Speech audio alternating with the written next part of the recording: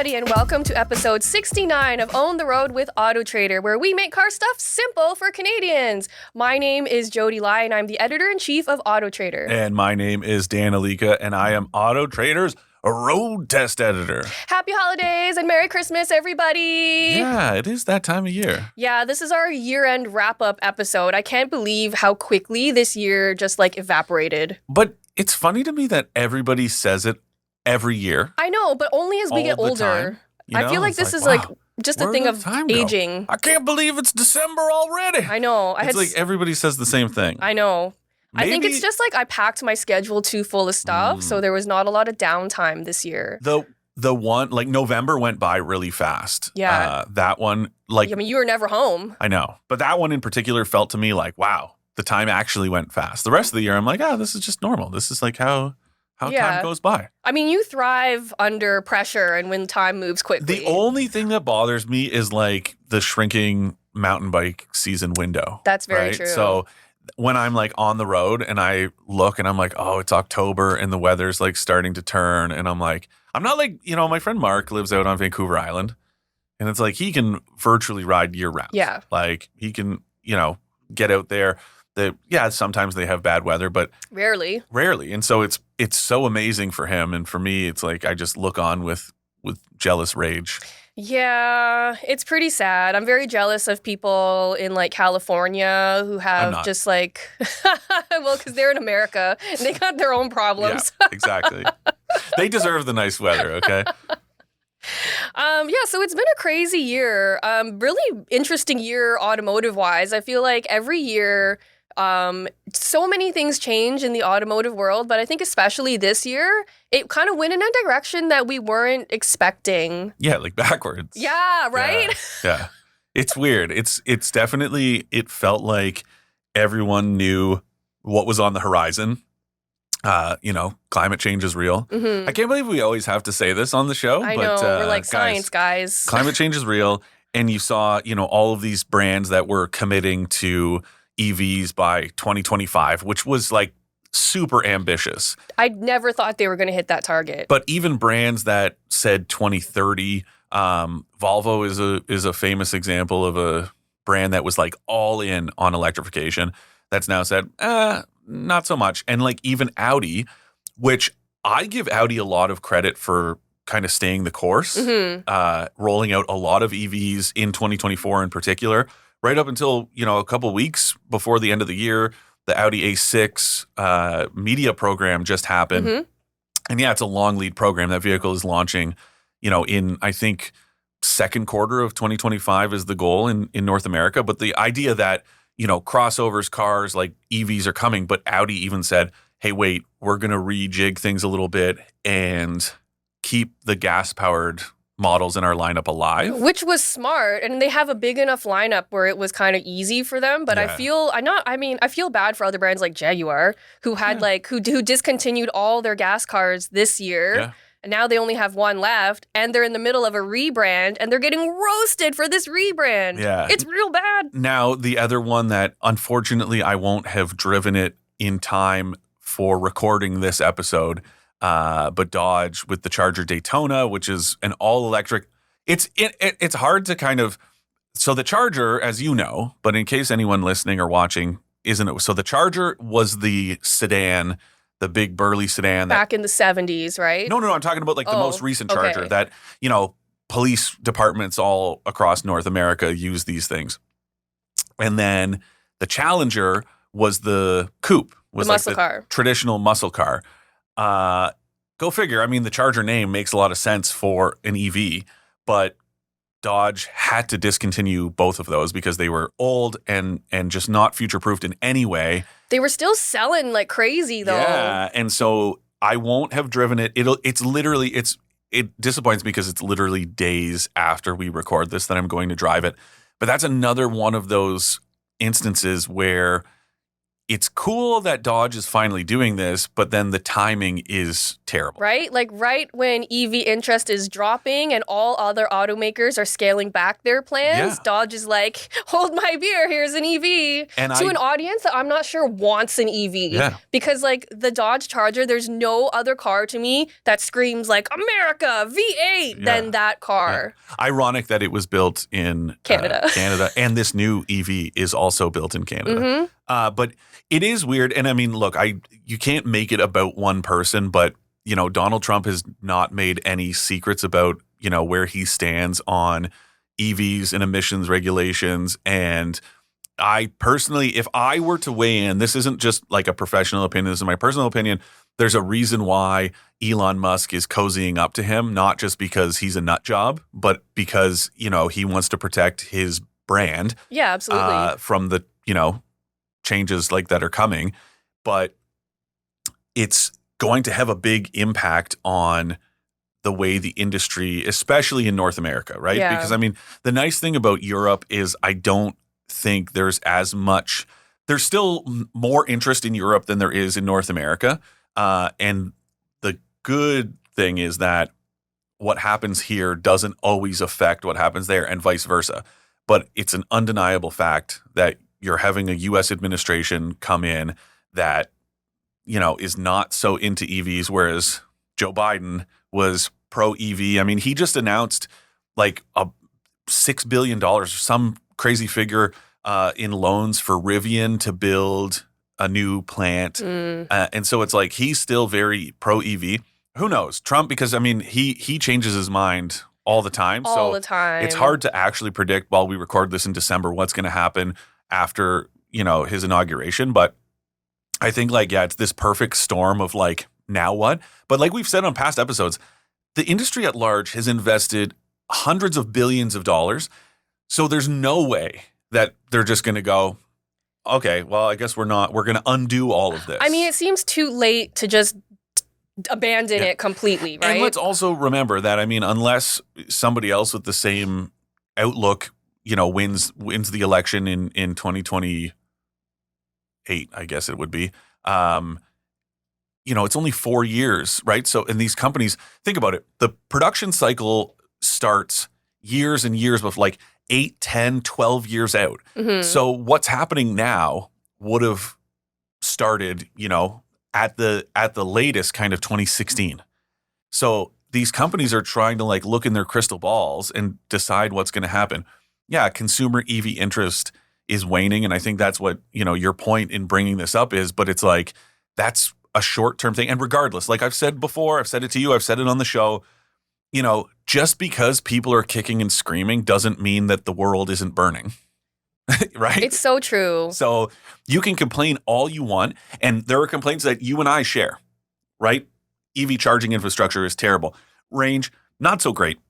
Expensive, right? But I read, the timing was pretty funny that we're talking about this now, that over the weekend, I read a story in the Toronto Star, and it was like a sit-down interview with the new president of GM Canada. And the headline was like, you know, an EV for everybody. That's GM's plan, like all price points. And I'm like, but okay, in the last year, all the EVs that GM has rolled out are all more than $50,000. They're all expensive, right? Yeah. So it's like and I know the Chevy Bolt had a huge kind of negative impact on EV perception, on GM in general, but it's like, that's what the market needs. They need a cheapo EV. Yeah, and this would change everything. All the talk about, because you have two camps, right? Which I don't know which side I'm in, but it's like, when it comes to Chinese EVs, right? This is such a hot topic, and this is something we can talk about as part of this year-end wrap, right? You have people that are pro-tariff, these massive, like 100% tariffs on Chinese EVs, and then you have the other side, which is like, no, we need those cheap EVs, right? Well, that's true, but why is the fact that GM abandoned both the Chevy Bolt and the Bolt EUV is beyond me. Well, because it doesn't make financial sense for them. And it sucks because the Bolt was such a good EV. It had tons of range. It was roomy. It was user-friendly. And it was affordable. It was great. And I loved them. Unfortunately, they had that like PR disaster with the battery issues, which I think set EVs back in general, not just GM. But why would GM benefit from selling something that's not super profitable when they can crank out like Chevy Silverados and sell them for like 6 figures? But not EVs. No, not EVs. That's my point, right? Yeah. I understand that automakers are private businesses or even, the public trade, whatever. The point is they're not, it's a government regulated industry, but these are private enterprises that are making decisions, and they're going to your point, sell the products that they can maximize their margins and whatever. But the idea is, 2035 is not that far off. And just because it bears repeating, in the U.S. as of today, I don't know what's going to happen next year or, 10 years from now. But as of right now, in 2035, 50% of new vehicle sales in the U.S. will have to be zero-emission vehicles, and 100% of new vehicle sales in Canada will have to be zero-emission vehicles. So cranking out 6-figure Silverados with gas-powered engines does nobody any good in the long term. So it's like, GM, yeah, sure. The margins are barely there, if at all, on a Chevy Bolt. But the reality is you need to start somewhere. Build some brand loyalty. How many people do you know that Becky is a good example of this? Becky loves Toyotas. Right. Because everything that she's driven had over the past 20 years of driving, almost all of her cars have been Toyotas. She trusts them. They're reliable. She always says when her Matrix dies, which she loves her Toyota Matrix. And it is a good car. It's practical. It's fun. Hers is a manual transmission. Like, it's a good car, but it's like, it's not going to last forever. She always says whatever her next car is, it's going to be a Toyota. Or like this past weekend, we were talking about it and she was asking me about Lexus. Why was she asking me about Lexus? Because it's a Toyota Because brand. it's a Toyota. So you have to build, that loyalty. It means a lot. Exactly. Yeah. And I think that Chevy claiming that there's a new Bolt coming very well could be true, but the idea that it's not here now when the industry needs it, and I don't know. I'm not saying like I'm a PR wizard, but my thinking, and I know there's a lot of moving parts in terms of like, liability and whatnot, but it's like when it felt like the team there could have done more to get the word out about what the problem. For those of you who don't know, and I know a lot of people out there know about the Chevrolet Bolt and Bolt EUV recall, there was a risk of battery fires. GM said to people, hey, while we figure this out, we'd recommend not parking in a garage just in case and whatever. It turned out that the filament between the battery cells in some cases was folded.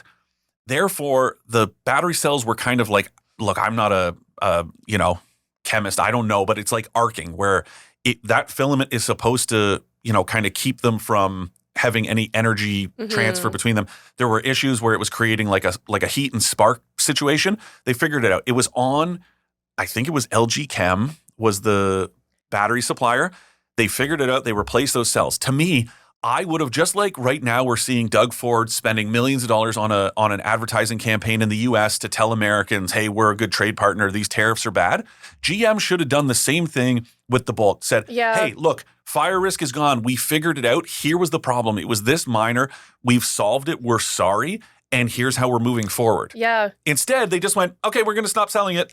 And then when they did fix it, they never made a big announcement over it. They just kind of let it peter out. And I think maybe that was part of their whole plan to begin with, because if they did have big plans for those two vehicles, then they would have had a better campaign to educate people, right? But this goes to what we've talked about recently in a not too distant episode. Where did all the cheap cars go?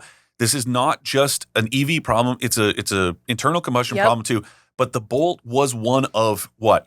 3 EVs that you could reasonably buy for less than 30 grand once you factored in incentives, right? The Nissan Leaf is soldiering on somehow.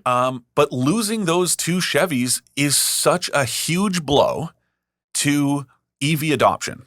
Yeah, because there's nothing in that entry level anymore. No. All the EVs are very expensive right now. And so when you look at it more and more, the Honda Prologue, great. You just drove it not that long. You said it's very good. Like, it's not exciting, but it's very good. But it's also like 65 grand to get one that's kind of good. Yeah. Right? The Subaru Solterra, so expensive, and it's not even very good. I know. Right? So it's like we have these EVs that feel very like half-hearted, yet they cost a fortune. And then you've got GM pumping all this money into the Hummer EV, which is, if that to me is the G-Wagon equivalent. I always say the G-Wagon, the Mercedes G-Wagon is the dumbest vehicle on the market today. The Hummer EV and the Hummer pickup are the EV equivalents. Yeah, because it just doesn't make sense, because it's never about efficiency. It's just like, let's just make the biggest, dumbest thing we can. Yeah, actually, sorry, let me just walk that back. They are close, tied for a close second behind the Tesla Cybertruck. Which is also a big story for this year. Yes. I don't remember any vehicle that has become such a meme in the culture. And people are so divided on it. Some people love it to death. Other people will look at it and gag, like they hate it. I'm sure I'm not the first one to say this, but I like to call it the Cyberyuck. Yeah.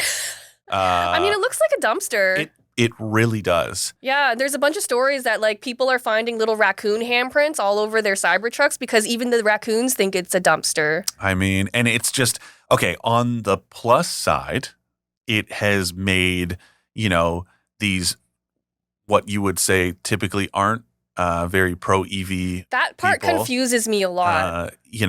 A lot of, like, there's some J6 vibes and a weird crossover with the Cybertruck. So maybe it's a good thing.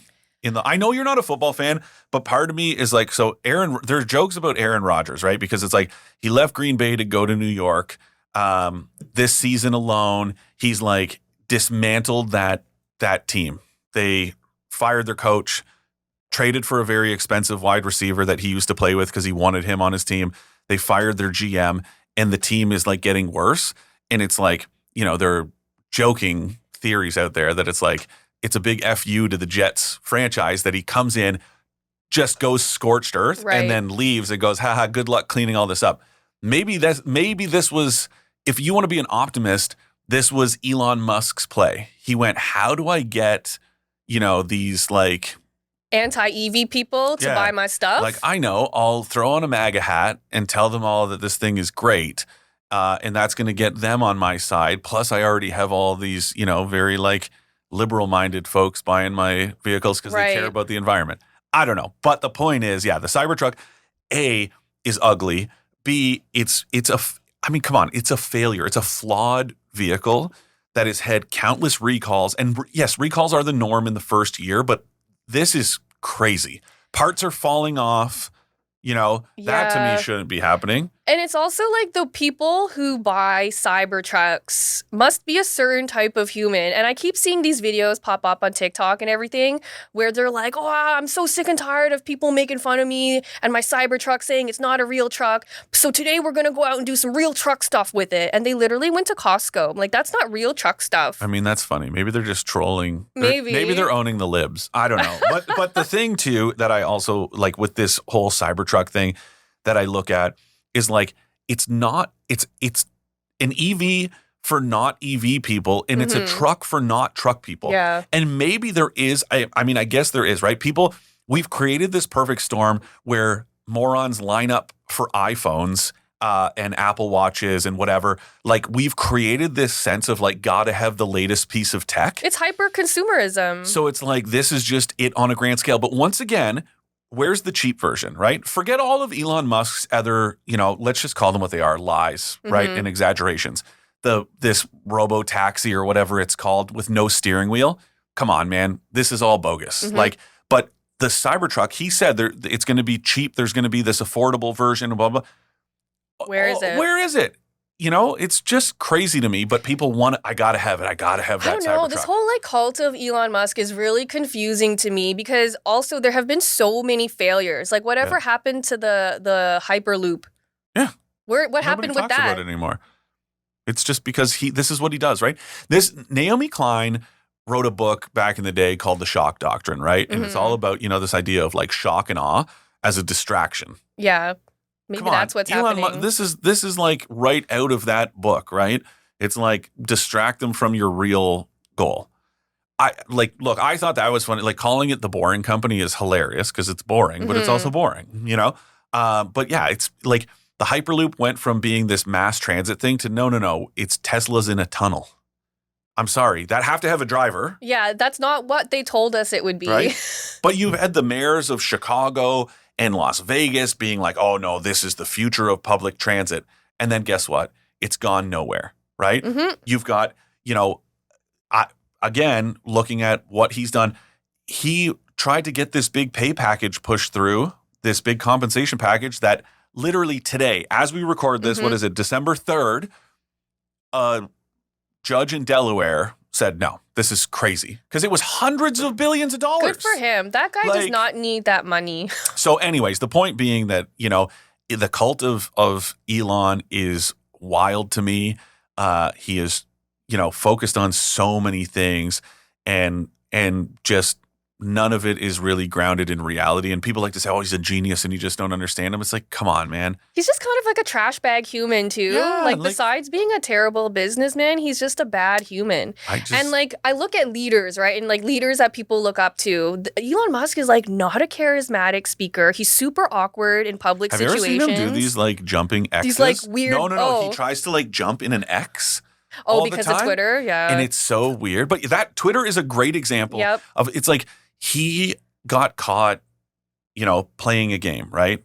And it blew up in his face. Mm-hmm. And now under the guise of being a free speech absolutist, he has, ratcheted up the hate on that platform. Look at Blue Sky. I'm off. He's I've said it on the show before. You know it. I'm off social media specifically. I loved Twitter. Because I made a lot of friends on there. It was a great place to share and learn. And especially when it came to big news events, right? Where there was a sense of immediacy when there were natural disasters going on and whatever. I had a feed, a constantly updating news feed on my Twitter. But I deleted my account. As soon as he, when it looked like he was getting kind of forced to buy it, he played the game, he got caught. Because remember he was trying to backtrack and he was like, no, I'm not going to buy it. I'm like, well, you committed. And so I was like, I got to get off of here because it's just going to turn into a Cybertruck fire is what it's going to turn into. It's just but this year has been more so not just the Cybertruck, Tesla, Elon Musk. That's been dominating headlines. It's all anyone can ever talk about. Yeah. And it's frustrating because it's shining a light on the toothlessness of the National Highway Traffic Safety Administration in the US.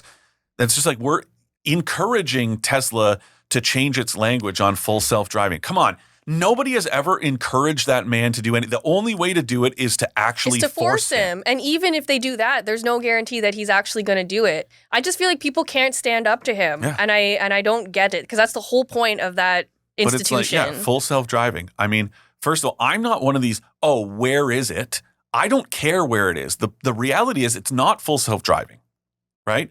First of all, nothing is. But Blue Cruise from Ford and Super Cruise from GM, hands-free highway driving assist, those are the only kind of true or the closest we have to actual self-driving technology. And even they don't use the words autonomous ever because legally it's a mess. They don't say self-driving. They say hands-free highway driving assist. They use cameras, sensors. There's those devices. You can go on Amazon and buy a little weight for your steering wheel, and then you can drive your Tesla without your hands on the wheel. And that to me it's intentional. You cannot tell me that this was something that they went, oops, we the AirTag thing where it's we didn't know people were going to use this for bad. It's come on, Tesla knows what it's doing. And here's where we are, end of 2024. We're in the same place we were in 2017, talking about this stuff. Yeah. And being when are they going to learn? Who's going to hold their, feet to the fire? Nobody. Nobody. And it's crazy because people have died. People have gotten really serious collisions because of they're misusing this. There was that Cybertruck crash that's under investigation right now that 6 people died or something like that. And there's still no accountability. No. And I think that's insane because if this happened to any other automaker, they would have been held accountable, right? Should we move on from our Yeah, that's true. rant? We went on a rant here. We hard. wanted to talk about AI, but we did an episode a couple episodes ago. So if you want to know about AI and how big of a story it was this year, just go back and listen to that episode. Okay. We can get on to like more personal stuff. Like, what was your favorite thing that you drove this year? Maybe the ID Buzz. Oh, that doesn't surprise me. Yeah, the You Volkswagen loved ID it. Buzz. It just like made me happy. It did a lot. Yes, it's overpriced, which again, we just talked about how expensive EVs are. But it's like, I think it's really cool.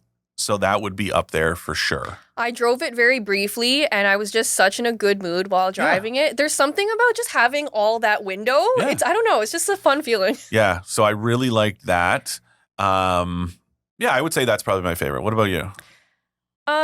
For me, I really, really liked the Integra Type S. Oh yeah, I was like considering buying one. I liked it so much, which I was just really surprised by it because when I drove the regular Integra, I was like, whatever, I don't really care about I told it. you this before. I know it's not the same thing, but then I got into the Type S and I was like, oh my god, this is the best thing. That's like driving like a Ram 1500 and being like, oh, I thought it would do more, and then driving the TRX and taking it off a jump and being like, oh, this is what it's like. And it's like, yeah, that's apples to oranges. You know? But the Ram on its own is also very good. The Integra to me was just very like average. Yeah, but I mean, I would say the same about the Ram. Yeah, I get that. It's just a truck, right? My point is just that like it's so transformed. Yeah. Like, the Type S has been. It's a completely different car. Because you don't feel that way about the Civic. You never went like, oh, the Civic Type R is amazing and the regular Civic is. You're like, oh, if somebody comes to you and says, hey, I'm looking for a compact car, very it's like, true. you're like, hey, the Honda Civic is a great choice. That's very true. Right? What's your most disappointing car of this year? That's a good question. Yes, it is. It's hard. I got to think about it. Yeah. I know mine. What is it? Dodge Hornet plug-in hybrid. Oh, yeah. What a mess that car was. And guys, we talked about this before. The whole episode that we did not that long ago that was like what happens when we test drive a bad vehicle. The whole kind of like, impetus for that episode was me driving the Hornet RT. It's just so poorly executed. It's so flawed. On so many levels, too. And so that was like a huge letdown this year. I don't know if there was anything I drove that was like that much of a failure to me. There's cars where I don't love them because there's like one or two things wrong with it, but it wasn't like a complete failure. So I don't even know if I can answer that question. That's fair. What are you looking forward to next year? Hyundai's N74 or whatever they're calling it. That like retro coupe DeLorean looking thing. That thing looks sick. I can't wait until that thing comes out. Yeah. Assuming that it's like my fear with all of that stuff is like big promises and then. But I feel like Hyundai does a pretty good job of executing on their concept cars. For sure.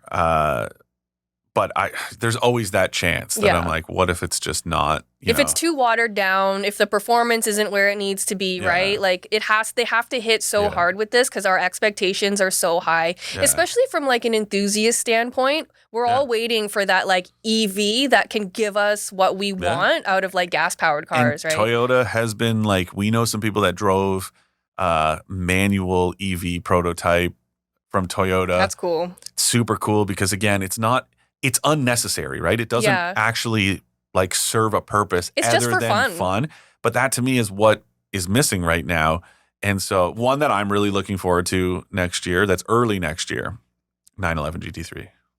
Yeah, I mean, you can't go wrong with that. The 911s are always so interesting to me because they're already so good. And you're always like, how could they possibly improve on this when it's already so good? And they always manage to do it. Yeah. And Porsche just kills it every single time. Yeah.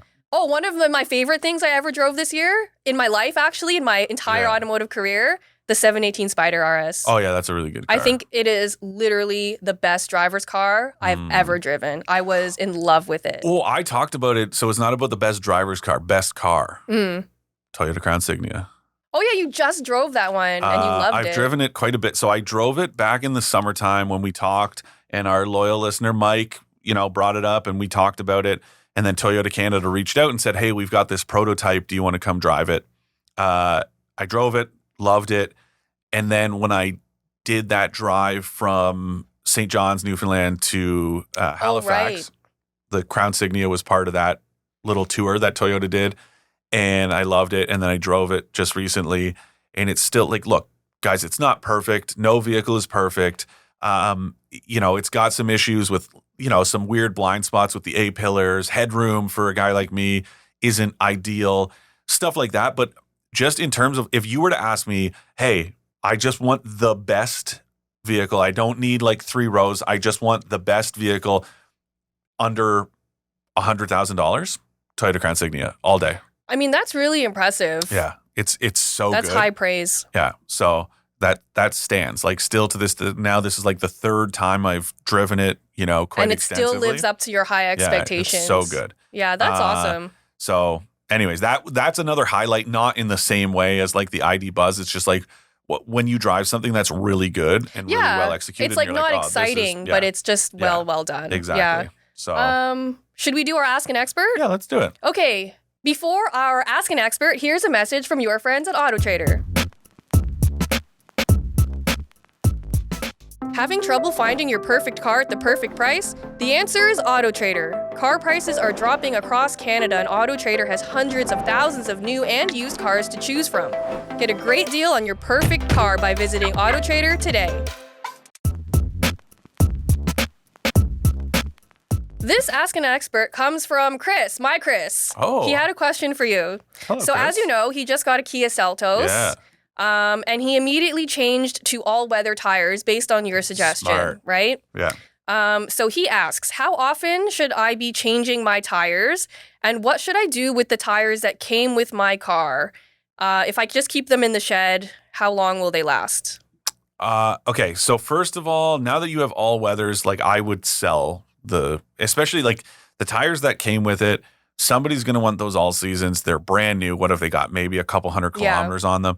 I would sell them because, what happens when you store them, especially in a shed where it's not climate controlled, so that weather fluctuation, there's no like hard and fast, like, oh, it's, you got to get rid of them within or move them within a certain amount of time. But it's like the heat in the summertime, because it's a petroleum based, like it's rubber, right? So they off gas, which is also like, it's not just bad for the tires to have them in these fluctuating environments, but it's like bad for you to go into that shed and all that, that smell. And then it just degrades the rubber as well, right? Yeah, so when you do want to change it back, they're not going to be as good as they used to be. But what I would probably do, like it's December now, I would hold on to them and then post them online in like March, right? Right when people are thinking, hey, it's time for me to switch, post them online somewhere and say, hey, and just look up the price. I don't know. Let's say they're $600 for a set brand new, and just be like, I'll take $300, right? That's what I would do, because right now, you're going to have a hard time selling all seasons because people are looking for winter tires. So this is what I told him, but I think he wanted to ask you because he respects your expertise. Wow. Maybe a little bit more than mine. He respects your expertise. More normally, yeah. But that's probably what I would do. And then in terms of like how often should you replace, that again is hard to say because it depends on the conditions and, if you're doing a lot of highway driving and the tire wear, and it depends on the brand and whatever. Lifespan of tires, like 5 to 6 years probably. And then, realistically 100,000 if you're getting 100,000 kilometers out of a set of tires, like that's really good. I would imagine, less than, I would personally be replacing them, at less than that. But tire wear, you've got those little wear bars in the tire you can see. And I'm sure like when you take it to the shop, they'll keep an eye on that and let you know what the life is on them. But, sell those tires in the spring. Buy something nice for Jodi. It's good advice. You should follow it. Thank you, Chris, for your question. If any of you would like to ask Dan or I a question, you can email expert@trader.ca. But that wraps up this episode. Thank you so much, guys. On the Road with AutoTrader will return on January 8th of 2025. So this is our last episode of the year. Our next episode will be on the weirdest car names in history. So you don't want to miss that one because it's going to be so funny. But yeah, Merry Christmas, Happy Holidays, drive safe, everyone. And we'll see you in the new year. Bye, guys.